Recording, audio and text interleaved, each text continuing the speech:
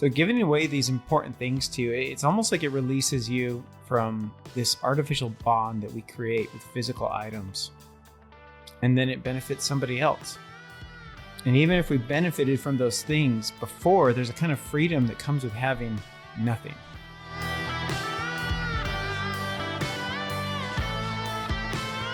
So I lived in the Philippines for a little while. And, it was one of the most impactful experiences of my life because I got to become so deeply, deeply familiar with a place that's very different from where I grew up. I was challenged beyond what I'd ever experienced up until that point, and I learned a lot of lessons while I was out there. But there's one lesson in particular that I learned from Filipinos that I feel is really worth sharing. One of the worst things you can be called in the Philippines is kuripot, which is stingy, greedy, miserly, are good English translations for that. People that are seen to be wealthy but are not gracious are seen in really an extremely negative light. It's sort of a different world there in regards to money, at least from what I experienced. Many people there are frequently just wrapped up in this never-ending circle of small debts between each other. It's amazing. It's this incredible tangle of debts between hundreds and hundreds of people. And if you're well-to-do, it's really expected that you're going to be pretty liberal in lending money to your peers or the people around you. At least this is how I interpreted what I saw. So if you happen to be a native Filipino, you're welcome to correct me if I'm wrong. So additionally, there's one behavior that really confused me when I first got over there. And it was seeing people look at other people's stuff and asking for it. And what was even more confusing to me was seeing people that were being asked actually give whatever was being asked of them. And a lot of times it was things that weren't even necessarily small, like something that had some amount of value to the person that actually owned it. And they would give it to their friend that asked for it. And that just kind of blew my mind at the time. For the most part, Filipinos don't seem to have the same expectations of foreigners as they do of themselves, which would make sense. We're different. We don't think the same as them. But even still, I would still get asked for my stuff all the time. And I recall buying, at one point, these cheap little speakers to play my music on. And I can call them cheap now, but at the time, they're really quite expensive for me. And they would have certainly been considered expensive by the local population at the time as well. But I can't tell you how many times people would ask me to give those to them. And I remember the first time somebody asked me, I think I kind of chuckled and I probably told them something to the effect of, "Are you kidding? I use these things every day, and you know that." And if I'm remembering right, I don't think they took it too bad. They just kind of walked off and they're like, "Okay, whatever." And but the inverse of all of this was a lot of times people would give me stuff. Sometimes stuff that I could tell was something that they liked. So it went both directions, but me being a Westerner, I was kind of like, "What? Giving my stuff away? What the hell are you talking about? I'm not going to give you my stuff." But I had a moment. It was just it was like, what the heck? I'm gonna go native. I figured while I was there, I'm gonna try to be as culturally Filipino as I could, just to truly dig into the experience. And so I opted to give away those speakers to somebody. It was one of the best things I could have ever done. Some people naturally understand the joy of giving gifts, but I was never one of those people. When I was a kid, I couldn't even bring myself to spend money because I didn't want to lose the physical dollar. I was worried that the dollar's feelings would be hurt if I gave it away. So when I gave away something that I actually valued that I couldn't replace for the first time, it felt amazing. I felt a stronger bond with that person that I gave those speakers to. And I felt fantastic when I saw them using them. It was just completely foreign experience to me. And like I said, some people get this naturally. I am not one of those people. So for me, this was such a lesson learned that this thing that I liked so much and I used so often, I can get just as much satisfaction out of giving it away to somebody else, it really, really blew my mind. And not only just as much satisfaction, but more, in a deeper bond with somebody else.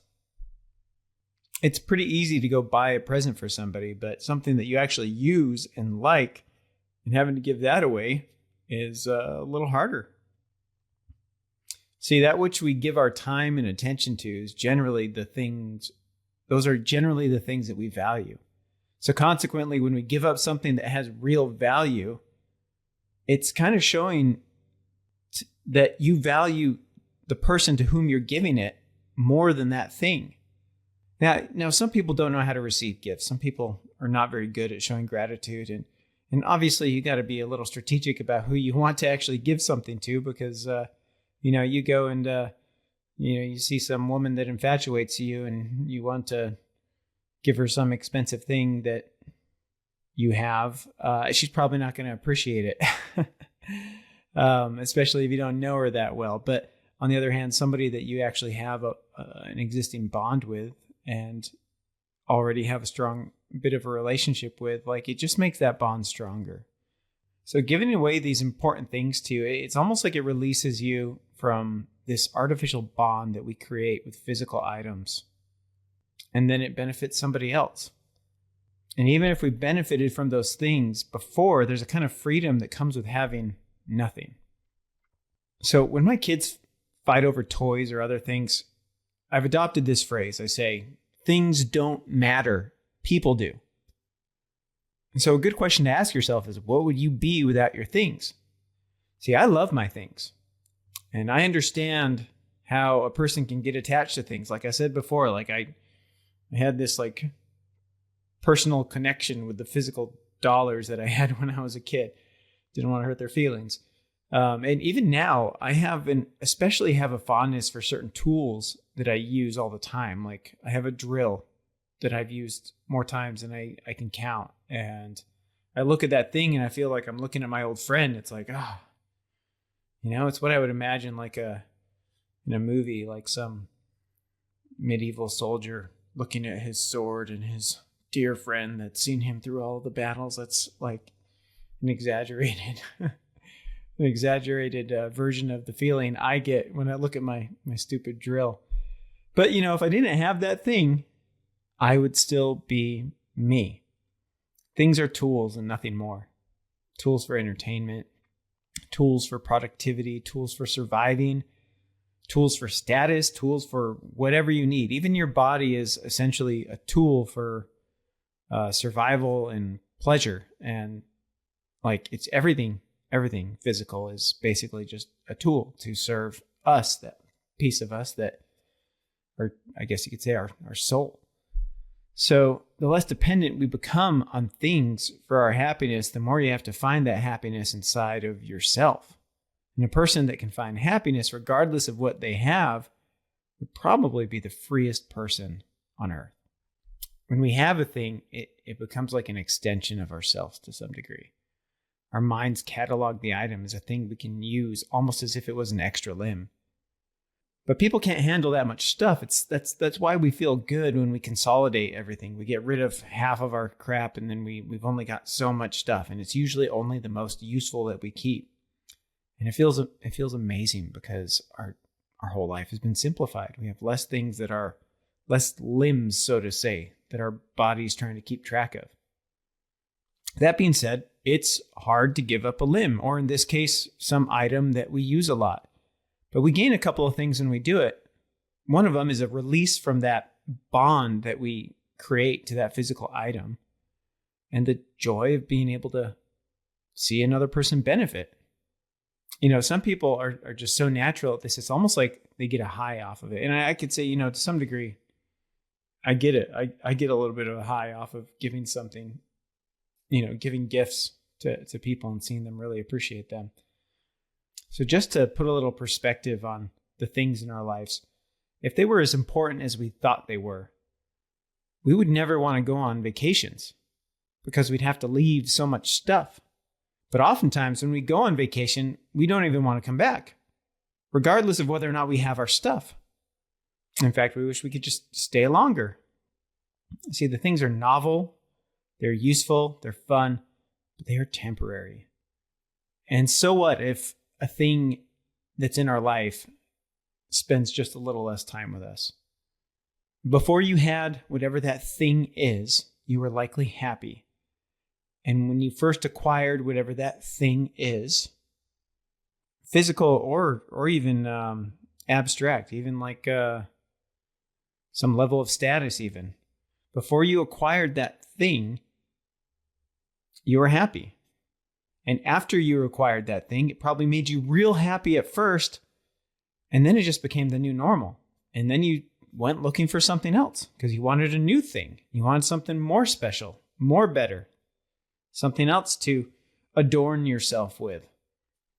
As people, we're really good at progressing in life and feeling ecstatic about the acquisitions we make in life, the acquisitions of physical wealth, the acquisitions of status, the acquisitions of I don't know, anything. You name it. Acquisitions of stuff. But we are utterly terrible at keeping perspective when we lose things. So I think the happiest people on earth are probably small children. Whether you find them in a rich family surrounded by hundreds of toys or a destitute family with effectively nothing, they're all still generally happy little people. It seems like none of us learns to really be unhappy with what we have until we get a little older. So as adults, we kind of lose this ability to adapt in a negative way to losing things.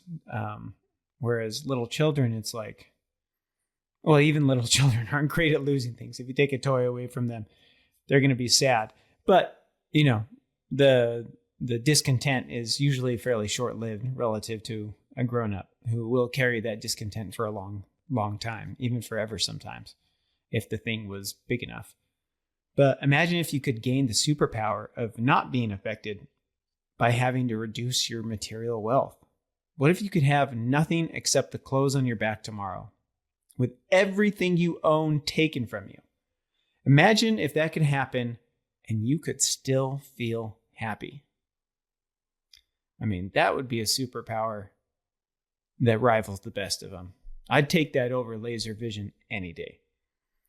It reminds me of playing video games when I was younger. You can make this progress and then suddenly lose it all and have to restart. That's kind of, I think a lot of games, there's a lot of capacity to save. But even still, even though you can save at lots of different points, if you ever forget to save your game and your character dies and you have to go back to that save, you've lost everything. The cool thing about a game, though, is once you've lost everything, you can usually go through and do it faster and get to the same goal much quicker. And so the stuff or the progress may be lost, but there's usually wisdom or knowledge gained in acquiring it, or the experience you had giving it away will stay with you as long as you can remember it. Things are nothing more than temporary help to achieve a goal. And when I imagine a life where I lose everything, it's scary, but at the same time, I know better now how to manage my life. I think I would be really uncomfortable if I lost everything for a little while, but I'd rebuild. And I'd probably do it faster because I know so much more and I've built so much more confidence. Of course, this would happen after all sorts of, weeping and moaning and discontent and unhappiness. I'm certainly not immune to that, but I know that I would rebuild if it was all taken from me. And if it was taken from me again, I would rebuild again. Because what else is there to do? And the thing that is exciting in life, the thing that we really are about is just that kind of forward progress. And so if we can adapt to our circumstance, like we're still going to make forward progress and it's still going to be exciting. I think a man that journeys from being destitute to a moderate level of wealth in the later years of his life, that was probably a pretty incredible life. And then you've got like a man that maybe started out wealthy and got more wealthy. It may have been less incredible because he may have achieved less. And it's that process of achieving and progressing. That's the exciting part about life. That's the part about life that is, well, it's one of the parts about life that makes life worth living, because there's many parts about life that make it worth living. Now, I think if we're living really healthy lives, mentally speaking, I think we'll come to a point where the things in our life become less and less important outside of what we need to survive. And the thing that gains in importance in our life is how we can benefit other people. So if you've never had an opportunity to give away something of value, something that you actually really care about, I would invite you to give it a try. It will change you forever. It will change the way you view your material possessions. Try to find someone that will appreciate it, but never mind whether or not they appreciate it as much as you did. The point here is that you have freed yourself just a little bit from the silly ties that we have with things in life, while simultaneously building a deeper bond between you and another person. Most people recognize when someone's sacrificing something for them, and they feel that bond as much as you do. And if they don't, explain it to them, help them understand, and let them know that the thing means a lot to you, but how happy it would make you to see them get to enjoy it. See, people are more important than things. And for this lesson, I have the Philippines to thank, and I'll always be grateful that they taught me the value of giving.